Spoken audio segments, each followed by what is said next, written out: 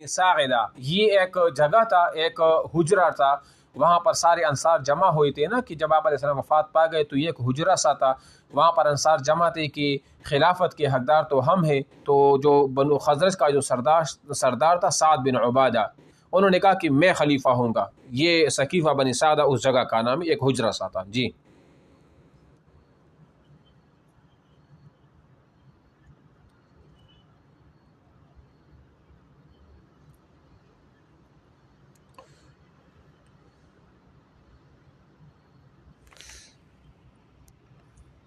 اچھا جی، ایک منٹ میں یہاں کچھ کلیئر کروں، یہ آپ لکھ لیں.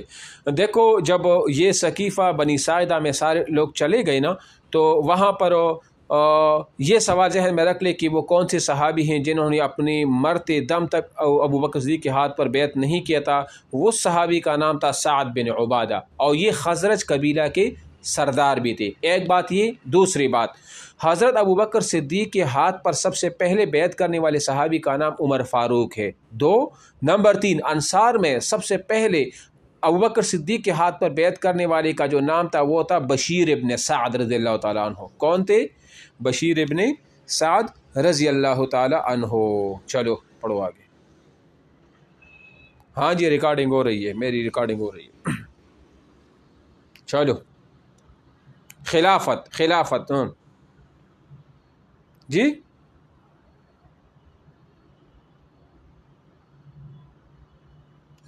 نہیں، آپ سمجھ نہیں ہے کس طرح.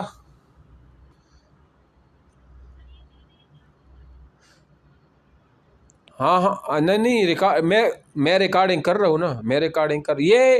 نہیں، اس کی آواز بھی صاف ہے، دوسری کی بھی آواز صاف ہے. شاید آپ کی طرف کوئی سگنل کا ایشو ہوگا، ادھر تو ٹھیک ہے.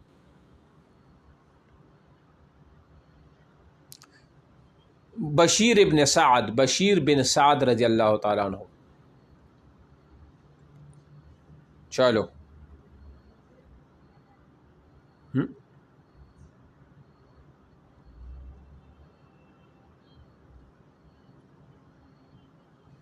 نہیں نہیں، ثقیفہ بنی سعدہ تو انصار کا ایک بیٹک تھا نا، ایک حجرہ تھا نا. اس وجہ سے نہیں کی تھی. وجہ یہی تھی نا کہ چونکہ ہم رسول اللہ صلی اللہ علیہ وسلم کے ہم خدمت میں پیش تھے، یہ ہمارا حق بنتا تھا. ٹھیک ہے نا، یہ ہمارا حالانکہ جو بیعت نہ کرے نا ان کے خلاف تو قتال کرنا پھر چاہیے، مطلب یہ کہ ان کو جیل میں ڈالے. لیکن چونکہ یہ بہت بڑے درجے کے صحابی بھی ہیں، اور دوسری بات یہ ہے کہ ان کی خدمات بھی، اور دوسری ان کا بیعت نہ کرنا حضرت ابوبکر صدیق کی ذات سے کوئی وہ نہیں تھا، نہ اسلام کے ساتھ کوئی وہ تھا. اس لیے ابوبکر صدیق نے ان کو بالکل نظر انداز کر دیا، اور ان کو کچھ بھی نہ کہا، اور صحابہ نے بھی کچھ نہ کہا ان کو. ٹھیک ہے نا. جی.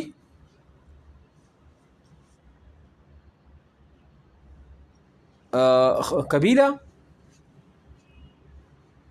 خزرج قبیلہ نا، سردار تھے خزرج قبیلہ کے. خلافت جی پڑھو.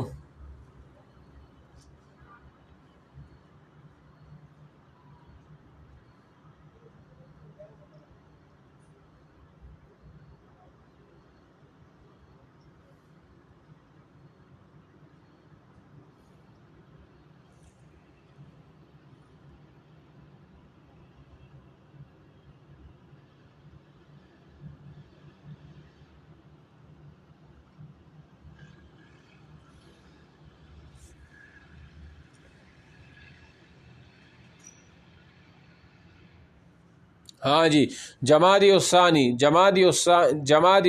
ہے، ایک منٹ. جمادی الثانی 13 ہجری میں خلافت پر متمکن ہوئی تھی. ایک تو یہ ہو گیا. ایک اور سوال آپ لگے، کل میں بتا بھی چکا تھا، وہ یہ کہ حضرت ابوبکر صدیق نے جو خلیفہ کا وہ لکھوایا تھا نا، وہ ایک اس طرح پیغام لکھوایا تھا، وہ حضرت عثمان سے لکھوایا تھا. کس سے لکھوایا تھا؟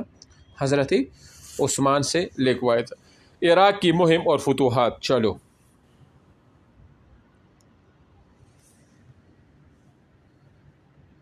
ہاں جی.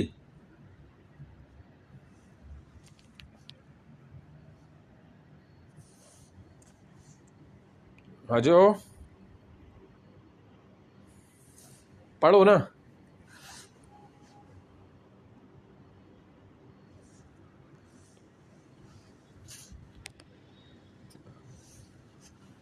آپ کی آواز نہیں آ رہی، تھوڑا سا تیز بولے نا، آپ کی آواز بالکل مدم مدم،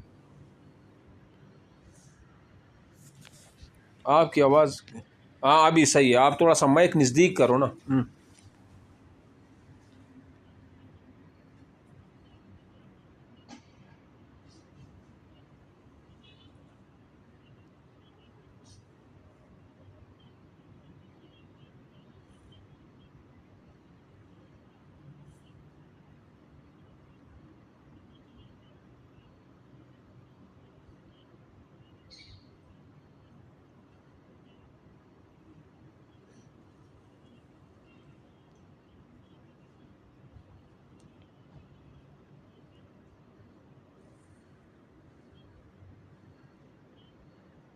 بوران دخت، بوران دخت جو ہے نا، یہ ایک عورت کا نام ہے، یہ اس وقت ایران کی شہنشاہ تھی، یعنی کہ بادشاہ تھی۔ ہاں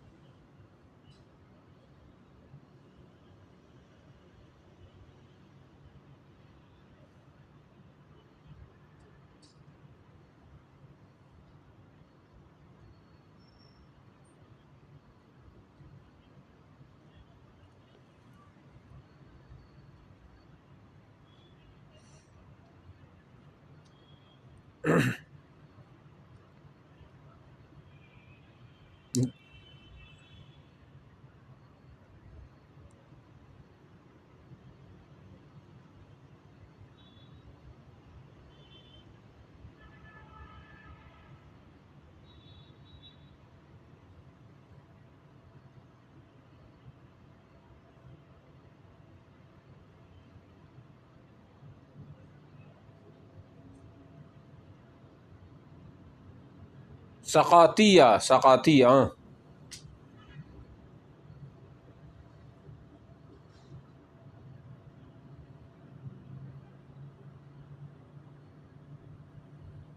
اچھا ایک منٹ، یعنی جس طرح جیسے ہی ابوبکر صدیق فوت ہوئے نا، تو ابوبکر صدیق کی وفات کے بعد حضرت عمر فاروق نے جو پہلی لشکر کشی کی تھی وہ عراق کی طرف کی تھی، اور یہ مثنیٰ جو وہاں کے کمانڈر تھے نا، صحابی تھے، ان کی فرمائش پر یہ سارا کچھ ہوا تھا، ٹھیک ہے نا۔